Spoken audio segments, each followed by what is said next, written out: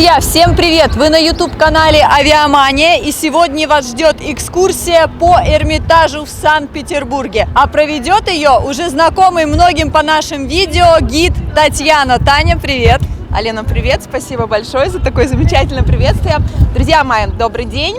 Я рада вас приветствовать в Санкт-Петербурге. Мы с вами сегодня будем знакомиться с уникальной достопримечательностью нашего города. В этот музей мечтают попасть все туристы, которые приезжают в Санкт-Петербург. Музей – это Эрмитаж. Только представьте, коллекция музея насчитывает 3,5 миллиона экспонатов. Так вот, какой-то местный краевед попытался подсчитать, что если перед каждым экспонатом мы будем останавливаться ровно на 1 минуту, Алина, как ты считаешь, какое количество лет нам понадобится? Мне кажется, лет 10. Ты абсолютно права. Но наша экскурсия, уважаемые гости, займет гораздо меньше времени. Мы с вами пройдем по галерее парадных залов и увидим все самые основные музейные шедевры. Ну что, стартуем? Стартуем. Отлично, пойдемте.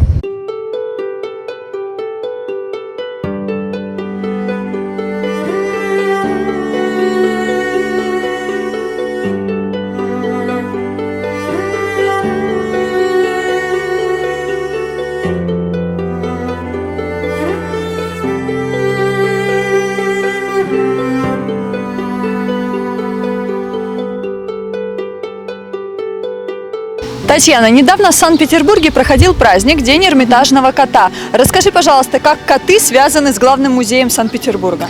Слушай, Алина, это на самом деле безумно интересная история. Дело в том, что музей Эрмитаж – это огромный музейный комплекс, и сейчас вся коллекция музея занимает аж 9 зданий, 7 из которых являются памятниками архитектуры. Так вот, основа коллекции располагается в здании, которое называется Зимний дворец. Это бывшая парадная резиденция наших российских императоров. До революции 1917 года в этом здании проходили все официальные мероприятия. Сюда приходили почетные гости, все официальные делегации, послы иностранных государств сюда приезжали на прием к нашему российскому императору. Так вот, поскольку Зимний дворец строился, по сути, как жилой дом, да, пускай даже для русского царя, то здесь с течением времени стали заводиться грызуны. И разными способами пытались бороться с этими мошенниками. И оказалось, что вот традиционный способ кошки самый надежный. Поэтому сейчас в музее проживает 70 кошек и котов. Они все получают зарплату, есть специальный человек, который за ними следит. Вот. Ну и в середине мая отмечается ежегодно День Эрмитажного кота. Любой желающий может прийти, познакомиться со всеми эрмитажными котами, покормить. Иногда бывает так, Алина, что сюда подкидывают маленьких котят, и если местные жители берут этих подкидышей, то они становятся друзьями музея, и поэтому до конца жизни у них абсолютно бесплатный вход в Эрмитаж. Вот мои друзья так и сделали. Хорошая идея на самом деле. Я, кстати, думала, что причина с котами более романтичная. Все казалось очень даже прозаично.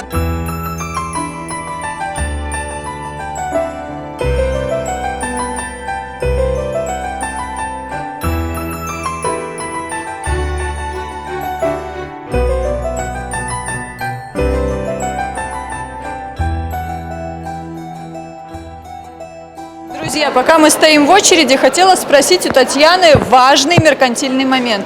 Вот я знаю, что, например, в Петергофе, если покупать билеты заранее на сайте, то они дороже, чем если покупать в кассе на месте. А как у нас дела с Эрмитажем? Алин, здесь также обстоят дела. Да, если покупать билеты онлайн, это всегда гораздо удобнее, но стоимость будет чуть выше. Сейчас такие билеты стоят 700 рублей. Рекомендую захватить паспорт, когда вы идете в Эрмитаж, потому что при наличии паспорта ваш билет будет стоить 400 рублей, намного дешевле. Нам предстоит очень долгая экскурсия, и я вот сейчас начинаю жалеть, что я не взяла бутылку воды. Алин, к сожалению, воду в музей проносить запрещается. Вот там вот знак я вижу, Алина, что даже на шпильках нельзя ходить, не то что воду приносить. А ты у нас... Как обычно, сейчас тебя Мы сейчас проверим, как выполняется это правило. Когда вы заходите в Эрмитаж, прямо на входе установлены стойки вот с такими замечательными картами. Во-первых, здесь вы видите все эрмитажные здания. Да? Если вы карту развернете по этажам, вы видите на каждом этаже, какие основные шедевры располагаются в музее. Вот эта карта вам поможет сориентироваться в разнообразной, уникальной музейной коллекции. Желаю вам всем удачи. Ну, а мы пошли. Я нам тоже желаю удачи. Мне, глядя на эту карту, становится даже как-то не по себе. Да ладно, делов-то всего лишь 300 комнат посмотреть. Нет, Толя, ты не прав. 300? Уже больше? В Зимнем дворце 1057 комнат, 117 лестниц, 1945 окон и такое же количество дверей. Как я жил с этой неправильной информацией-то, а? Столько лет. Вот не знаю. Знакомство с Эрмитажем мы начинаем с вами с очень пышной нарядной лестницы, которая называется Иорданская лестница. Это лестница за моей спиной. Дело в том, что Зимний дворец, напомню вам, это парадная императорская резиденция. Все почетные гости, официальная делегация, великосветские вельможи, когда приходили на аудиенции к русскому царю, они собирались вот здесь, вот в галерее на первом этаже, где, Алина, мы с тобой сейчас находимся, и по пышной парадной лестнице поднимались на второй этаж, где находятся все самые основные парадные залы. Поэтому предлагаю тебе почувствовать себя почетной гостьей великосветской дамы, которая направляется на прием к нашему русскому царю. Ну что, пойдем? Антуража не хватает.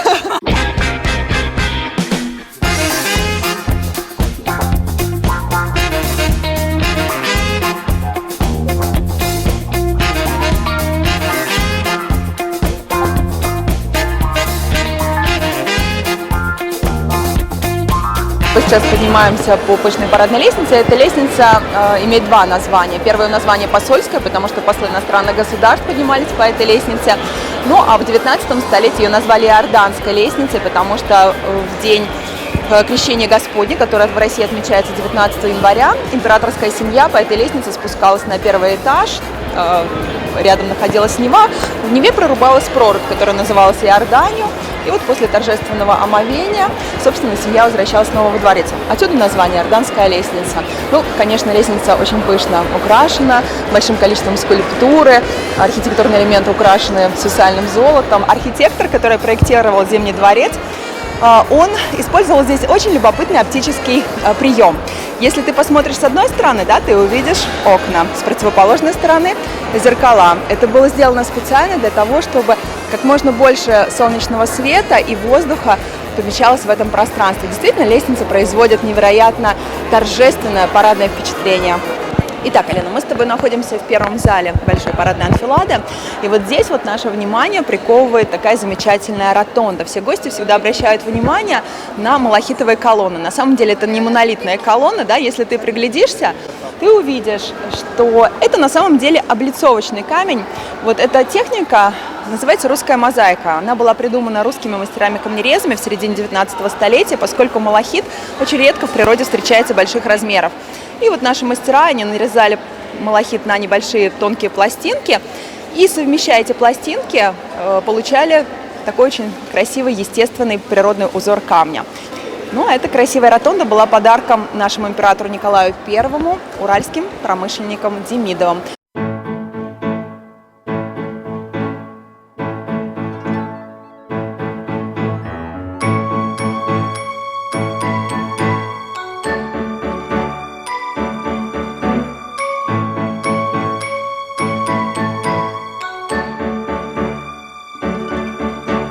Алина, мы с тобой сейчас находимся в следующем парадном зале. Этот зал называется Фельдмаршальский. Ты видишь на стенах, да, в простенках стен установлены портреты наших русских верховных главнокомандующих, фельдмаршалов. Кстати, интересно, кого ты здесь узнаешь на портретах? О, сейчас мне будет стыдно. Давай, я тебе честно, помогу. очень мало интересуюсь этой тематикой, поэтому я мало кого знаю. Но этого человека ты точно должна определить. Это Михаил Илларионович Кутузов. Кутузов, молодец, совершенно верно. Вот такие вот парадные портреты, они были в моде в эпоху правления Екатерины Великой. Парадный портрет, он не только передавал портретное сходство своего владельца, да, но он возвеличивал личность заказчика. Например, все помнят, что Михаил Илларионович Кутузов у нас всегда изображался с повязкой на глазу, поскольку в русско-турецкой войне он потерял глаз. Но если ты приглядишься на этом портрете, да, портрет парадный, изображать человека с физическими недостатками было не камильфо. Поэтому вот этой повязки мы здесь не увидим. Ну и он так наполовину развернут, что в принципе остается только догадываться, есть она или нет. Да. Зал действительно очень торжественно выглядит. Прямо над нами, Алина, уникальные люстры. Дело в том, что со стороны они похожи на фантастические корзины, но если мы приглядимся, мы увидим, что в их оформлении использовано большое количество военных атрибутов. Мы увидим там лавровые ветви, шлемы, панцири, какие-то военные топорики. То есть все было призвано напоминать о победах русского оружия. Очень красивое убранство. Это один из самых эффектных залов Зимнего дворца. Это зал, который называется Петровский или Малый тронный зал. Но это мемориальный зал, он призван был напоминать всем людям, которые сюда приходили, о императоре, о Петре I, основателе Санкт-Петербурга. При этом этот зал, он возвеличивал личность императора, прославлял его заслуги как государственного деятеля и как военного полководца. Посмотри, пожалуйста, что в нише напротив нас мы с тобой на небольшом возвышении видим трон. Да? Это небольшой трон, он был выполнен по заказу племянницы Петра Великого, Анны Иоанновны. Петр I к этому трону не имеет никакого отношения, да? Петр на нем не сидел. Это мемориальный зал, то есть это зал памяти Петра Великого. Зал использовался для проведения малых приемов. И, конечно, он так торжественно выглядит. Стены обиты красным французским бархатом. На бархате мы увидим изображение двуглавых орлов. Над троном, обратите внимание, картина, которую, может быть, не очень хорошо видно. Петр I изображен в сопровождении богини Минервы. Это римская богиня справедливости и мудрой войны. Ну и всю эту композицию венчает императорская корона. Мы с тобой сейчас прямо направляемся в Большой тронный или Георгиевский зал. Но прежде чем мы туда попадем, мы окажемся вначале в гербовом зале. Посмотри, какая здесь необыкновенная красота. И акустика. Акустика здесь просто потрясающая. На самом деле, ты правильно подметила, дело в том, что этот зал, он использовался для музыкальных встреч, для приемов. Здесь проходили балы и маскарады для губернского дворянства. Иногда губернаторы вместе со своими супругами в этом зале ожидали выхода императорской семьи. Ну, а сами музыканты, вот как ты думаешь, где они располагались? Посмотри по сторонам. На балконе. Совершенно верно. Музыка лилась со второго этажа и заполняла все пространство этого зала. Ну и здесь использован тот же самый принцип. С одной стороны у нас окна, с другой стороны у нас зеркала. И, конечно, вот это вот основное сочетание двух цветов, золотого и белого, оно придает этому залу особенный настрой, такой торжественный, пафосный, нарядный. Кстати говоря, этот зал является вторым по величине залом на территории Зимнего дворца. Его площадь 800 квадратных метров. Ну а свое название этот зал получил за счет красивых массивных люстр. Если ты обратишь на них внимание, посмотри, они украшены щитками с изображением гербов российских городов и губерний. То есть этот зал, он был призван показать административно-территориальное деление нашего российского государства.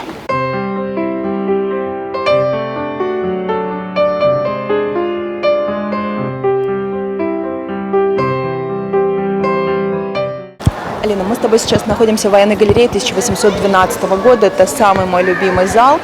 Дело в том, что зал имеет действительно очень такое пафосное, нарядное убранство, красные стены, на фоне которых мы видим 332 портрета генералов, героев Великой Отечественной войны 1812 года. В начале 19 столетия этот зал приобретает черты музейного учреждения. Сюда можно было попасть, но необходимо было получить специальный билет от придворной конторы. Александр Сергеевич Пушкин очень любил бывать в этом зале, и именно здесь, в этих стенах, у него родилось очень интересное стихотворение, которое я сейчас хочу зачитать. У русского царя в чертогах есть палата. Она не золотом, не бархатом богата, и не алмаз венца хранится за стеклом, но сверху донизу, во всю длину, кругом, свою кистью свободной и широкой ее разрисовал художник быстроокий. Здесь нет ни сельских нимф, ни девственных мадон, ни фавнов с чашами, ни полногрудых жен, ни плясок, ни охот, а все плащи и шпаги, и лица полной воинственной отваги. Толпой полную художник поместил сюда начальников народных наших сил, покрытых славою чудесного похода и вечной памятью 12-го года. Вот такая военная галерея 1812 года. Кстати, мы с тобой сейчас остановились в очень классном месте, потому что прямо перед нами уникальный парадный портрет главного триумфатора той войны. Это император Александр I. Ну вот по непонятной причине очень часто гости принимают Александра I почему-то за Наполеона Бонапарта. Приходится объяснять, что это патриотическая галерея, поэтому портрета Наполеона здесь в принципе не могло быть. Я, кстати, тоже подумала сначала, что это Наполеон. Алина, мы с тобой находимся в уникальном зале. Это самый главный зал российского государства до 1917 года. Большой тронный или Георгиевский зал. Именно из этого зала до революции 1917 года осуществлялось управление нашим государством. Этот зал уникален по нескольким причинам. Ну, во-первых, через 80 лет после того, как Зимний дворец был построен, он полностью сгорел. До сих пор неизвестна причина. Но на восстановление вот этого зала ушло долгих 8 лет, хотя весь дворец восстановили за 2 года. Почему? Поскольку это центральный, значимый зал, его восстанавливали с использованием только самых ценных материалов. Ну и, конечно, значимость этого зала подчеркивается тронным местом, которое здесь находится и которое приковывает наше внимание. Я еще хотела спросить один нюанс. Вот мы сейчас посещали разные залы, и везде люстры непосредственно были связаны с самим залом. Вот здесь, я смотрю, тоже очень красивое убранство. Оно что-то символизирует, связанное конкретно с этим главным залом Эрмитажа? Да, ты молодец, правильно отметила. Дело в том, что, видишь, люстра украшена изображениями государственной символикой. Символики мы видим здесь двуглавых орлов. Но, что любопытно, двуглавые орлы, изображение Георгия Победоносца, мы с тобой видим даже на потолке. А вот на полу, который набран из 16 ценных пород дерева, ты нигде не встретишь изображений государственных символов. Это было сделано не случайно. Николай I, в период правления которого этот зал восстанавливали, он запретил изображать государственные символы на полу, дабы послы иностранных государств их не топтали своими ногами. Вот я и хотела сказать, что все это не случайно, и, наверное, даже шпильки, которые запрещены к проходу гостей, тоже не случайны, потому что можно повредить материал. Я согласна с тобой. Интересных полов. Да, пол действительно уникальный, пол интересный, но этот пол восстановлен, это новодел. Оригинальный пол, к сожалению, не сохранился, но сохранились рисунки, по которым вот уже в современный период времени художники, специалисты смогли этот пол восстановить. Трон российских царей уникален. Во-первых, это английская работа. Трон изготавливали в начале 18 столетия. Конечно, на тот момент времени специалистов подобного уровня в России не было. Так вот, это трон, на котором сидели все российские цари, включая последнего российского императора Николая II. Если вы посмотрите поближе, вы увидите, что конструкция трона, она повторяет изображение двуглавого орла. Обратите внимание на ножки трона, они выполнены в виде когтистых орлиных лап, а вот подлокотники завершаются орлиными головами. Это практически железный трон из «Игры престолов», только тот, на котором восседали русские императоры. Алина, ты абсолютно права. На этом мы с вами покидаем Зимний дворец и переходим в следующее здание, которое называется Малый Эрмитаж. Немножко расскажу про это здание, потому что с ним связана история создания своего музея. Дело в том, что во времена правления Екатерины Великой она была очень страстной коллекционеркой. Она приобретает первые картины западноевропейских художников. И Екатерина посчитала, что Зимнего дворца было недостаточно для размещения коллекции, поэтому по ее указанию с восточной стороны Зимнего дворца пристраивают целое отдельное здание, которое стали называть Эрмитаж. Эрмитаж в переводе с французского означает «место уединения», «уголок отшельника». Мы с тобой находимся сейчас в Малом Эрмитаже. Так вот, Екатерина II приходила сюда для того, чтобы отдыхать от государственных дел, и здесь она принимала самых почетных гостей. Проходя по галерее, обратите, пожалуйста, внимание за окно. Мы находимся на 2-м этаже. Напомню вам, мы пока еще не спускались на 1-й этаж, но за окном мы видим прекрасный висячий сад. Вот этот сад, он тоже создавался по указанию Екатерины Великой. Сад был поистине красиво украшен. Во-первых, в летний период времени сюда в катках помещали экзотические деревья. Здесь павлины гуляли, белочки прыгали по деревьям. Сохранился даже мраморный фонтан, и большое количество скульптур итальянских художников здесь располагалось. Вот сейчас усилиями местных смотрителей этот сад потихонечку начал восстанавливаться. К сожалению, павлины пока не гуляют. Да, павлинов здесь, к сожалению, нет, как ты видишь, но, тем не менее, здесь очень приятно находиться. В висячем саду павлинов сейчас мы, к сожалению, не увидим, но зато мы попадаем с вами в павильонный зал, и главной его достопримечательностью является старейший часовой механизм, который называется павлин. И я так понимаю, что в определенное время... Ты правильно понимаешь. Каждую неделю по средам в 20 часов вечера сюда приходит специалист, часовщик, который запускает эти часы. И буквально несколько минут они работают. Поскольку это старейший часовой механизм, конечно, берегут, поэтому стали запускать только 1 раз в неделю. Скоро запустят часы. Обратите внимание на количество людей, которые хотят полюбоваться на это зрелище.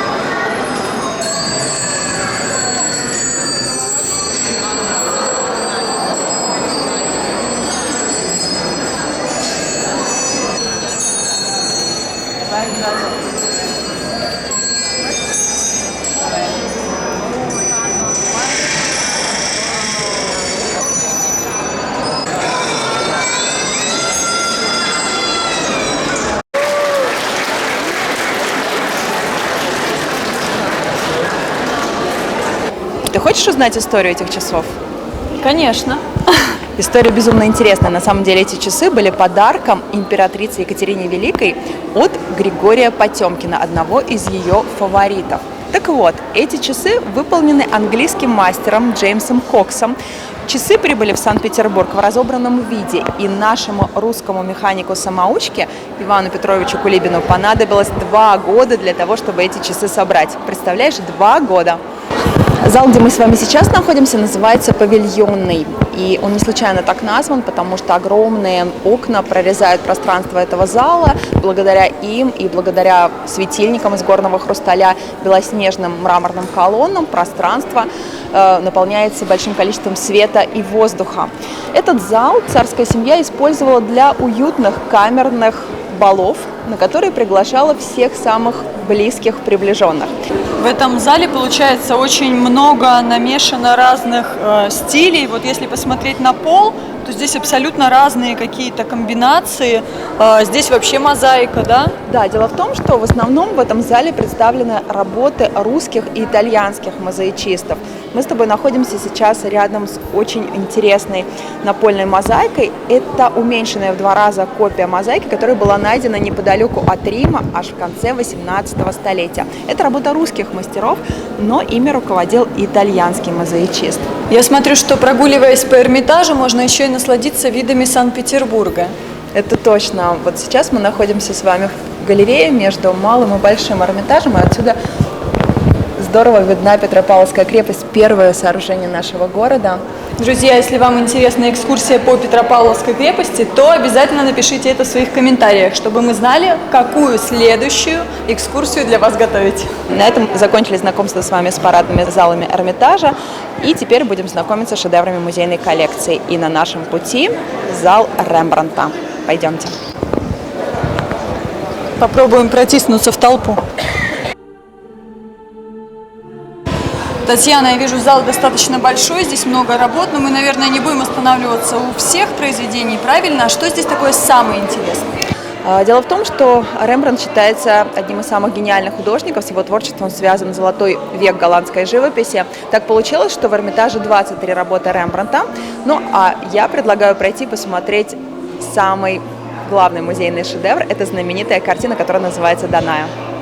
Алина, картина «Даная» даже с довольно значительного расстояния производит неизгладимое впечатление. Эта картина уникальна тем, что в 1985 году на эту картину было совершено нападение, ее облили кислотой, поэтому сейчас это полотно экспонируется под бронированным стеклом. Дальше я приглашаю вас посетить Большой Эрмитаж. Большой Эрмитаж также связан с именем Екатерины Великой, поскольку коллекция императрицы постоянно росла, увеличивалась в размерах, и одного здания Малого Эрмитажа было для ее размещения недостаточно. Поэтому по указанию Екатерины архитекторы возводят еще одну постройку, которую сейчас называют Большой или Старый Эрмитаж. И вот здесь находятся, пожалуй, все самые основные ценные экспонаты. Это картины итальянских художников эпохи Возрождения. Ну и вот за моей спиной, Алина, если ты посмотришь вдаль, ты увидишь прекрасную итальянскую анфиладу. Обрати внимание, что там вдалеке сияет свет. Это та комната, куда мы держим с тобой путь. Там экспонируются две уникальные картины, которые принадлежат перу Леонардо да Винчи. Друзья, не переключайтесь, все самое интересное впереди. По пути к Леонардо да Винчи я решила заглянуть в один из самых моих любимых залов. Здесь экспонируется картина другого итальянского художника Чимо де Конельяно «Благовещение». Вот обрати, пожалуйста, внимание, что художники эпохи Возрождения, они пытались по-своему изобразить святые образы Деву Марию, святого архангела Гавриила, который вручает ветвь Марии, да, и сообщает ей новость о рождении у нее будущего Спасителя человечества Иисуса Христа. Дело в том, что если ты посмотришь вот под фигурой Гавриила, мы видим тень. Да, это говорит о том, что это не просто ангел здесь изображен, а изображен реальный человек. Дело в том, что художники эпохи Возрождения, они действительно переосмысливали сакральные святые образы и старались их очеловечивать, сделать более приземленными, приближенными к людям. Ну, а вот Дева Мария, она изображена канонически. Как правило, ее изображали в красном платье, в синей накидке, но вот это событие, оно изображено с необыкновенной документальной точностью. Если мы посмотрим чуть-чуть поближе, обратим внимание, что по ножке стола, за которым сидит Мария, ползет муха. Причем она действительно изображена таким образом, что мы можем в мельчайших подробностях рассмотреть все ее тельце. Я увидела очень знакомую картину у моих бабушки и дедушки дома. Висела маленькая ее копия. И мне всегда было интересно, что на ней изображено, в принципе, я вижу, но что это означает. Алена, ты знаешь, это моя самая любимая картина в Эрмитаже. Эта картина действительно признана музейным шедевром. Эта картина была написана итальянским мастером Джорджоне. Она изображает героиню древнееврейского эпоса, которую зовут Юдифь. Юдифь обезглавила Алаферна, который напал на ее город, пытался его захватить, но так получилось, что ему этого сделать не удалось. Прекрасная юная девушка попирает своей ногой голову своего врага. В Эрмитаже есть не одна, а две картины Даная. Мы с тобой сейчас оказались в зале итальянского художника Тициана. И здесь на стене еще одна Даная. Но обрати внимание, что здесь совершенно другая красота, да, поскольку идеалы женской красоты, они менялись не только от времени ко времени, но от одного художника к другому. Да, очень своеобразная красота, которую даже сложно назвать красотой. Это зал, в котором выставлены два шедевра музея, зал работ Леонардо да Винчи. Представляешь, Алина, дело в том, что сейчас в мире хранится 12 картин Леонардо да Винчи, и наш музей обладает двумя такими картинами. Я считаю, что это настоящее богатство, наше сокровище. Давай посмотрим эти картины. Конечно. Две картины Леонардо да Винчи. Первая была написана на заре его творческого пути, а вот вторая была написана на закате его творчества. И, конечно, с течением времени мировоззрение художника менялось. Это нашло отражение в его работах. Мы много путешествуем сегодня по музею, и ты, наверное, Алина, обратила внимание, что в музее большое количество туристов из Китая. Так вот, я хочу показать картину, которую китайские туристы особенно боготворят. Это картина итальянского художника Джулиано Романо «Любовная сцена». Интересно, почему у них такая любовь к этой картине? Вот не могу объяснить эту загадку, но каждый раз, приходя в музей, вижу просто толпы китайцев, которые вступают в эту картину, слушают рассказ экскурсовода, пытаются ее сфотографировать, и невозможно этих китайских туристов никак подвинуть. Кажется, у меня дежавю. Это прямо Ватикан. Алина, ты абсолютно права. Эта галерея, которая называется «Лоджиями Рафаэля», является копией лоджии Рафаэля, которые украшают дворец римского папы в Ватикане. И я обычно гостям объясняю, что это кусочек солнечной Италии в нашем холодном петербургском климате. Да, и здесь есть одно большое преимущество. В Ватикане тебя несет толпа, а здесь мы практически в одиночестве можем наслаждаться такой возвышенной красотой. Мне очень нравится эта галерея, и я хотела узнать вообще, вот есть информация о том, как пришла идея сделать этот уголок Италии в нашем дождливом Санкт-Петербурге? Да, конечно. На самом деле мы обязаны этим опять Екатерине Великой. Через 2 года после воцарения на российский престол Екатерина, поддавшись осенней хандре, рассматривала альбом с росписями Рафаэля, который украшает как раз-таки вот галерею во дворце римского папы. И настолько она влюбилась в эти изображения, в эти рисунки. И, представляешь, она договорилась с римским папой о возможности копирования этой галереи В Италию отправилось несколько российских художников, и вот на протяжении нескольких лет они копировали каждый элемент убранства. На самом деле я поняла, когда я буду скучать по своей любимой Италии, я буду приходить в Эрмитаж именно в эту галерею. Согласна с тобой, здесь очень приятно находиться, действительно, эта галерея очень напоминает Италию.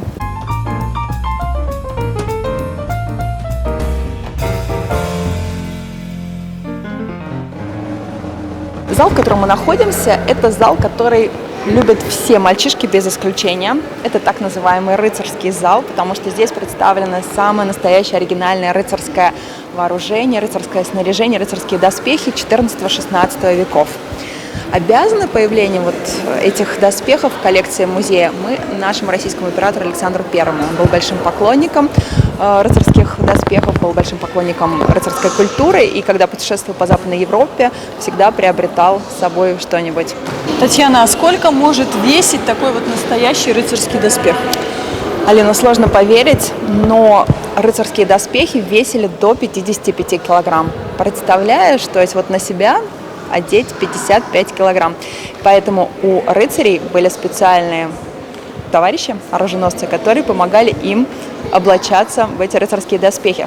Ну и также уникальность коллекции музея состоит в том, что у нас в коллекции музея находится и доспех мальчика 8 лет. Вот можно посмотреть на этот доспех в стеклянной витрине. Я только хотела сказать, что, наверное, женщин-рыцарей не бывает, потому что вот я, например, вешу меньше, чем весит доспех, и я бы его просто не смогла одеть на себя. Но если даже ребенок был рыцарем... Да, дело в том, что рыцари готовили для себя подрастающую смену. Самое интересное, что если мы с тобой сравним доспех взрослого рыцаря и мальчика, будущего рыцаря, да, мы увидим, что эти доспехи, они ничем абсолютно не отличаются друг от друга. Из рыцарского зала, друзья мои, мы с вами попадаем в следующий зал, и вот здесь вот мы оказываемся на территории еще одного музейного сооружения, которое называется Новый Эрмитаж. Если все предыдущие здания, Зимний дворец, Малый Эрмитаж, Большой Эрмитаж, были построены в 18 столетии, то это единственная постройка середины 19 столетия. Во время правления Николая I он решил, что необходимо на основе закрытой императорской коллекции организовать публичный музей. Поэтому сюда, в Санкт-Петербург, он приглашает очень известного немецкого архитектора Лео фон Кленца и дает ему задание специально для императорской коллекции возвести вот это здание. Обратите внимание, что в этом здании удивительно сочетается внутренняя обстановка с теми экспонатами, которые здесь представлены. Тот зал, в котором мы находимся, он называется «Малый итальянский просвет», поскольку зал имеет верхнее освещение, и все декоративное убранство этого зала сосредоточено на его сводах, чтобы ничего не отвлекало нашего внимания от любования картинами. Сюда приходили великосветские граждане, сюда приходили выдающиеся лица Санкт-Петербурга для того, чтобы насладиться прекрасным. Простых людей, таких как мы с тобой, Алина, не пускали в этот музей, к сожалению. А здесь есть еще один подвох. Хочу сказать, что когда мы дошли до этого зала, мы уже достаточно сильно устали, особенно устали ноги. И я хотела предложить Татьяне, давай сядем на стульчики, здесь столько стульчиков по периметру установлено, а потом заметила, что все они, соответственно, закрыты лентами, запрещающими сигналами, в общем, нельзя здесь сидеть. Вот такое искушение. Дело в том, что это не просто стулья, это еще музейные экспонаты. Это предметы оригинальной обстановки императорского времени. Так вот они, где 12 стульев. Мы движемся к завершению нашего экскурсионного маршрута. Сейчас спускаемся на первый этаж, где представлена античная скульптура. Мы еще пройдем несколько интересных залов, покажу все самые яркие музейные шедевры.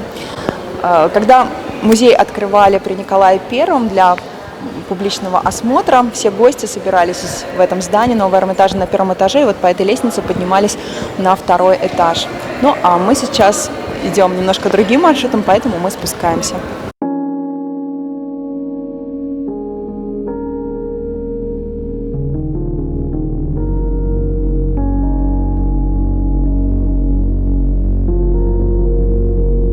Ну вот, наконец-то мы добрались до скульптуры. Да, мы находимся сейчас на первом этаже. Здесь представлена античная скульптура. В данном случае это залы древнеримской скульптуры. И я хочу показать самую старейшую скульптуру в этом зале. Это скульптура которая называется «Венера Таврическая». Вот эта скульптура была приобретена Петром Великим в самом начале 18 столетия у римского папы.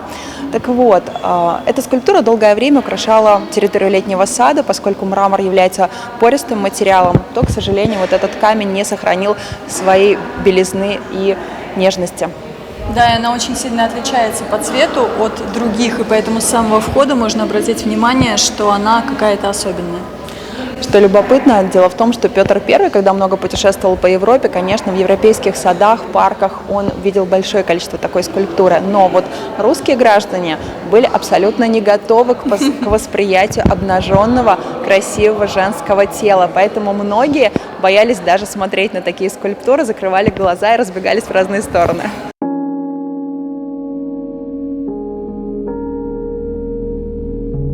Зал достаточно интересный и местами даже забавный. Вот здесь у скульптуры, видимо, пытались оторвать нос, и даже у кого-то это получилось. А мне больше нравится вот это. Такое ощущение, что ему чешут пятку. Кстати, мне кажется, я близка к правде. Может быть, вынимает Чистит. Да, наверное, вынимается нос. В общем, такая достаточно веселая композиция. Не знаю, то ли от того, что уже мы несколько часов в Эрмитаже находимся. Слушай, все фигня на самом деле. Этому нос, этому пятку. Вот оно вообще писюн оторвали. Вот как он теперь будет без писюна?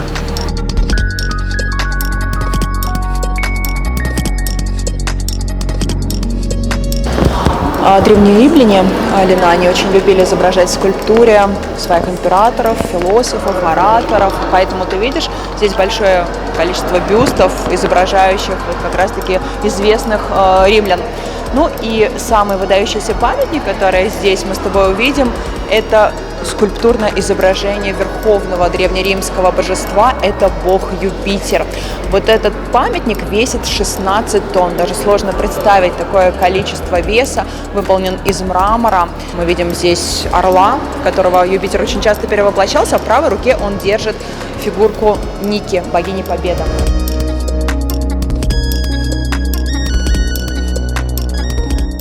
За свои фантастические размеры эта ваза, под которой мы с тобой сейчас оказались, называется царицей ваз. Ее вес 19 тонн. Диаметр 5 метров, высота вместе с пьедесталом 2 метра 57 сантиметров. Она выполнена из алтайской ревневской яшмы. Я еще все хотела спросить, почему мы не останавливаемся у вас, когда проходили по залам? И теперь поняла, почему. Потому что здесь нас ждала самая большая и красивая. Да, это уникальная, красивейшая ваза. Дело в том, что Зимний дворец и другие постройки, прилегающие к Зимнему дворцу, украшают большое количество разнообразных ваз. Обычно гостей я спрашиваю, для чего их использовали. Конечно, это ваза чисто декоративного назначения. Ее никогда не использовали ни для напитков, ни для фруктов, а просто для украшения и для наслаждения прекрасным. О, Татьяна, по убранству я вижу, что этот зал связан с Древним Египтом. Да, ты абсолютно права, Алина. Есть у нас такой зал. Ну и здесь большое количество интереснейших экспонатов. Вот если ты посмотришь вдаль, обрати внимание, там за стеклянной витриной находится один из музейных шедевров. Это мумия жреца Падииста. Этой мумии 3500 лет. Ну и возле этой мумии всегда скапливается большое количество людей. А вот как ты думаешь, как хранили богатых и знатных древних египтян? Думаю, вот так. Совершенно верно. В саркофагах. Совершенно верно, их хранили в саркофагах. Так вот, чем богаче и знатнее был древний египтянин, тем больше у него было саркофагов. Вначале тело помещали в деревянный саркофаг, да, потом помещали в каменный, потом еще раз каменный. Матрешка. Да, совершенно верно. Это принцип, который напоминает нашу русскую сувенирную игрушку матрешка. Я так понимаю, вот он, красавец и один из шедевров Эрмитажа. Жрец Падиисета. Правильно? Да, жрец Падиисета. Этой мумии 3500 лет. Даже такое сложно вообразить. Ты видишь, Алина, что мумия находится в специальном таком стеклянном футляре. Здесь поддерживается определенный микроклимат для того, чтобы эта мумия сохранялась еще большое количество лет. Экскурсия наша закончилась, Алина. Хочу узнать про твои впечатления. Впечатлений у меня очень много. И хочу сказать, что здесь очень сильно устаешь. То есть час в Эрмитаже – это как 8-часовой рабочий день, если не 12. Но я увидела, очень много для себя сделала пометок, куда бы я хотела вернуться. И хочу сказать, я вообще подумываю о приобретении Эрмитажного кота. Хочу абонемент, чтобы можно было наслаждаться красотой уже безвозмездно. Ты права. Ты знаешь, на самом деле я рекомендую для тех гостей, которые первый раз приезжают в Санкт-Петербург, первый раз прийти сюда в музей и взять обязательно опытного человека, пройтись в сопровождении специалиста для того, чтобы вам показали хотя бы основной стандартный маршрут. А вот в следующий раз приезжать уже и любоваться, смотреть, изучать конкретные залы уже наиболее полно и глубоко. Ну что ж, мы хотим с вами попрощаться, дорогие друзья. Желаем вам всего самого наилучшего. До новых встреч в Эрмитаже. Да, не забудьте поставить лайк, подписаться на канал и заглянуть в описание видео, потому что Татьяна может провести вам интересную экскурсию не только по Эрмитажу, но и по другим замечательным и красивым местам нашего прекрасного Санкт-Петербурга. Поэтому подписываемся, лайкаем, смотрим, заказываем экскурсии. До новых встреч. Пока! Пока!